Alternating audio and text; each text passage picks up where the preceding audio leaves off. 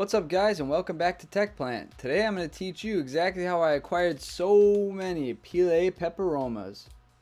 Peperomia? Pilea Peperom... something like that. Anyways, stay tuned and let's check it out. Alright guys, so here's my Pilea, and as you can see it is doing well. It's got very green good color and a lot of bushy growth. Here you can see the difference between two types of leaves. They're the very large leaves that are round, and those are on the central stalk. But as you can notice on the bottom part near the pot, there's a lot of smaller leaves. Now these leaves are all babies that have sprouted up over time. I made a past video about how to pick out a Pilea appropriately so that way you can also have results like this. It's very important when you buy one of these that you can find one with a lot of babies. That way you can multiply your plants really quickly and share with your friends and family. If you want to see that video, I'll put a link in the description. By the way, the audio might sound a little different. It's because I'm not recording this from my house where I usually do my videos, but I'm actually kind of on vacation in South Korea, so the recording area is much different, so it's a little more echoey, so I apologize in advance, but I think this will still be good enough. Anyways, let's get back to the video, and this one is about propagating this beautiful plant. So as you can see in this footage here, there's a ton of stuff near the base of the pot, lots of smaller growth, and it's a lot more bushier than towards the top. And that's because these plants spread by producing smaller babies that kind of offshoot from the main plant. So if you look carefully, you'll see like the red stalks all around the base of the plant, and those are all the babies. And so those are how we're going to create more plants, by taking the babies and harvesting them from the mother plant and potting them or propagating them in other containers. Now don't worry about this in the whole sound of like harvesting from the mother plant, and also don't worry about your number of babies right now, because even once we cut all these babies away, the mother plant will continue to produce more and more babies. So this isn't like a one-time thing. Like, this will continue to happen throughout the life of your Pilea, so have no fear when you first try this out. Even if you completely fail with every baby, the mother plant's going to produce more, and harvesting these babies will not harm the mother plant. So again, you can kind of do this with no fear of killing the mother plant, as long as you don't sever the mother plant somehow in the process. Alright, so the method that I'm going to propagate these with is with just water. I'm also going to end up doing one with soil just to see the difference and how it works. Most of the time, whether you decide to do it with water or soil depends on kind of how far along the babies are, but we'll talk about that later. For now, we need to talk about what we need first to start, and that's containers for our babies. I went to my local Science and Surplus store just to get some kind of unique looking glass containers for this, because a lot of people like to use cool glass containers. That way if they're sitting on your shelf, it also kind of looks nice in your house or whatever. People on Instagram seem to really like these too, so that's kind of why I chose it, but you can choose really anything. I specifically though did get some Erlenmeyer flasks just because I like that they have a large capacity for water, but also kind of a narrow top, so that way the plants don't fall in so easily. This will work well with some of the larger babies that I have. I also picked up a few of these pentagonal shaped jars. They were only like 50 cents a piece, which was really cool, and they're very space efficient. I mean, you can stack them right next to each other and you get your maximum amount of water without like having any empty space between the jars, so it's pretty cool. And I think the tip or the opening will be narrow enough to prevent plants from falling through, but even if they do, the water is going to be a little more shallow, so I think they'll be okay. So I'm going to be experimenting with kind of two container sizes to see if it really makes a difference or not. Alright, so now that we have our containers picked out, the next thing we're going to have to do is start harvesting the actual babies. So take a look at your mother plant and make sure you identify the main stalk, which should be about the center of the pot, and look around again for those little pinkish red stalks that are poking up with the smaller versions of the mother plant.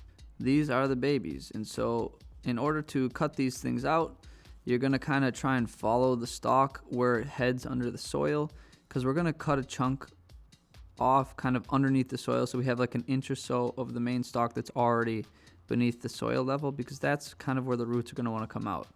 When you do this though, be very careful with the knife, because you can slip and cut further down, which then you could damage the root system of the mother plant. But again, I don't think you'll ever be able to do enough damage to really kill the mother plant, only slow down its growth and like nutrients intake. So yeah, now you can just go around the plant and you can kind of move away a little bit of soil and just cut the babies off about an inch underneath the soil. You kind of have to eyeball it and feel around with your finger just so you can actually hit the proper root, but you should be able to do it with a pretty decent amount of ease. Do be careful when you are cutting at the root because the long knife that I used, sometimes the actual blade edge would catch healthy leaves on the mother plant, severing them off. Again, it's not going to kill the mother plant unless you were to cut every leaf off, but it just looks unsightly when you chop a leaf off and now it's missing. Another really important thing to notice when I'm doing this is, as you saw earlier, one of these babies was severed from the mother and it did not have a lot of like roots around it. It did not have a big root cluster with dirt. And this is important because you'll see that some of the future ones are going to have a big root cluster already on the baby. So that means a lot of these babies are already pretty well established inside the pot. So you could argue that I might have waited a little too long to harvest these. Well, I guess it doesn't really matter. You can't really wait too long, but they're already established. So you'll see when I put these in water what happens. This will kind of be an experiment between a baby with no root cluster and leaving the root cluster on the baby.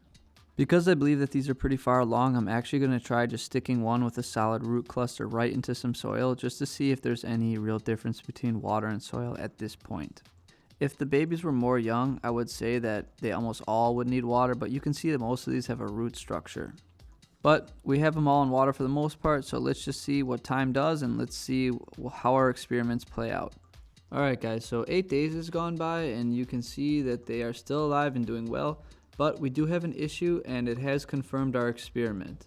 The issue we're experiencing is all of the Pilea pups or plants that we harvested that still had a root ball intact are now not doing so well after being submerged in the water.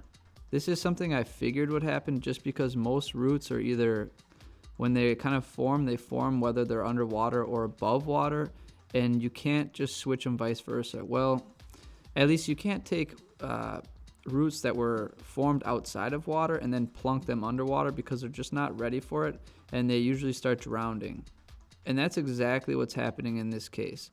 All of the Pilea babies that I put in the water with an intact root ball are kind of starting to rot and die because the roots are not able to handle this new environment. If you look at our one test subject, which did not have a root ball, that one is actually doing great. It's forming a bunch of new roots and everything's very healthy about it. Luckily, when you're kind of rooting plants in water, it's pretty easy to fix this sort of thing. So what I'm going to do is just scrape off all the roots, all the bad like dirt roots, and then the plant should bounce back and just start producing its own water roots. So it all should be well. On this one here though, we can see that some of the stalk that was surrounded by the roots is actually kind of started to rot. So I'm just going to cut that off too. If you want further proof of our experiment, you can see that the one plant that had an intact root ball that I planted directly in soil is doing well and thriving. So moral of the story is, if you have babies coming out of your Pilea and they are old enough and already have a small established root ball, you can skip the water step and just plant them right in the soil. However, if the babies are kind of small and they don't have a dedicated root ball, or you accidentally rip the root ball off when you're harvesting it, you can then put those in the water and do exactly what you saw in this video. One of the main reasons I actually make these videos is because I like to experiment and learn a lot of things about plants. And this is a great way to kind of document everything, so when things are successful, I can relay and show you that same information to help you guys out so you don't make the same mistakes I did.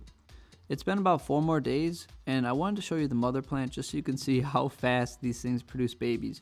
And if you look carefully, you can't quite see it from far away, but if you look in at the soil, you can already see small little babies popping up.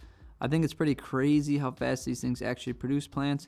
And you know, we think, oh great, we're gonna have like another like six plants from this recent harvest and propagation, but those 6 plants are gonna start producing babies as fast as this one, and soon your entire house is gonna be taken over by these Pilea plants. But that's the cool thing, because then you can quickly share them with your other friends and family.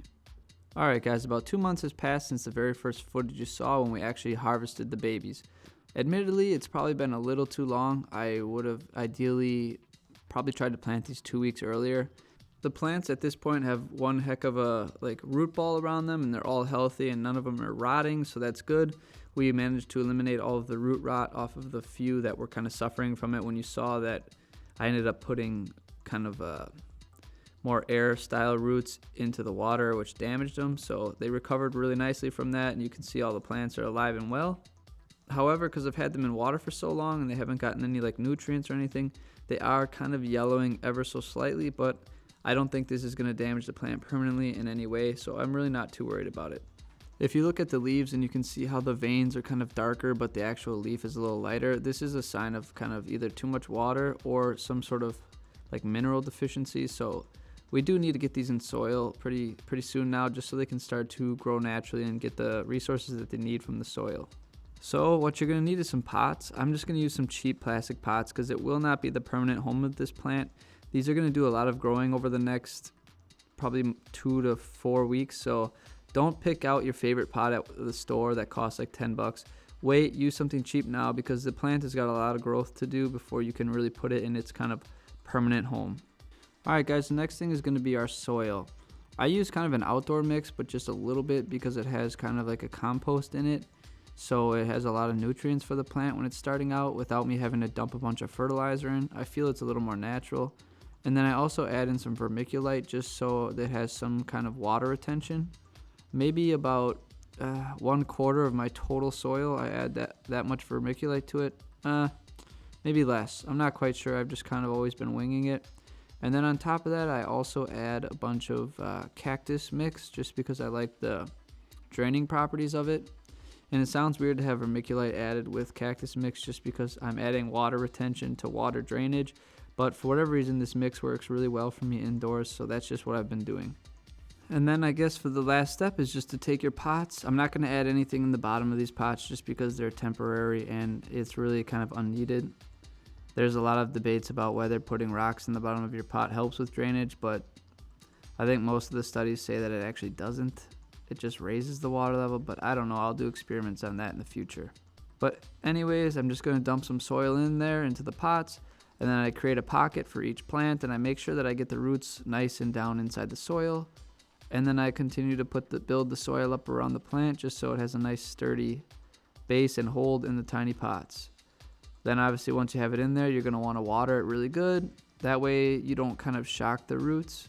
I like to think that when taking water roots and putting them in soil, you should really water it a lot just because you want to kind of almost wean the roots off of their current environment. Similar to why when we put those dry dirt roots right into the water, it died really quickly and started rotting that we saw in the previous video. So I like to think that we should put a lot of water in our soil for the first week maybe just to help these water roots adjust to a more terrestrial life in the dirt. So after that first week, then you can kind of start watering normally, and I think your plant will adjust quite well to its new environment because we don't want to shock it by taking it out of the water and then kind of sticking it in dry soil right away, because I feel, again, this isn't empirical evidence, but I feel like it won't adjust so well and it'll have a harder time kind of rerooting in the dirt. In the future, I'll try and do some experiments on this, but for now it seems to be working for me, so this is what I would recommend. But yeah, I guess that pretty much sums up the whole process. It's actually pretty easy, and again, you don't have to worry if you kill any of the babies because the mother plant will keep producing.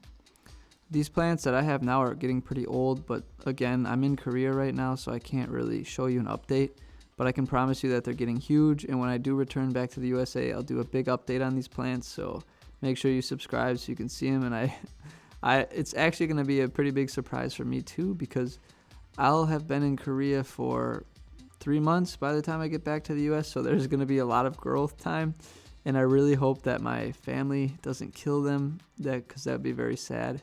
Well, as long as one lives, I can keep on like spreading them by the babies they produce. But anyways, stay tuned because I got a lot of other videos for you, and when I come back from vacation, it's going to be pretty cool to see where everything is at just because of such a long period of time. So alright guys, that pretty much sums up this video. I hope everything was helpful and you guys are going to try this with your Pilea Peperomia because it's a really cool way to get a lot of plants quickly.